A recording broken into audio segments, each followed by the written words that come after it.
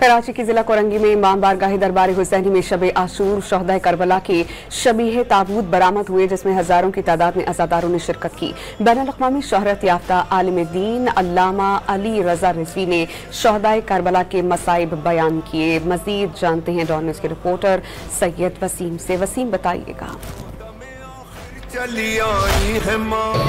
इस वक्त मैं मौजूद हूँ इमाम बारगाह दरबार हुसैनी में, जहाँ पर शब आशूर शहदाए करबला के शबीह ताबूत बरामद हुए हैं, जिसमें हज़ारों की तादाद में अज़ादारान इमाम हुसैन अलैहिस्सलाम ने शिरकत की है।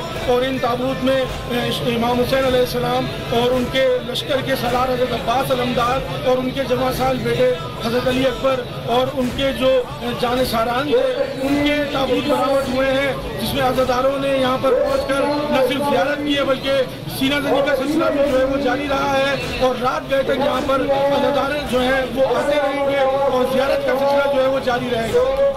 वसीम, बहुत शुक्रिया, आपने अपडेट किया।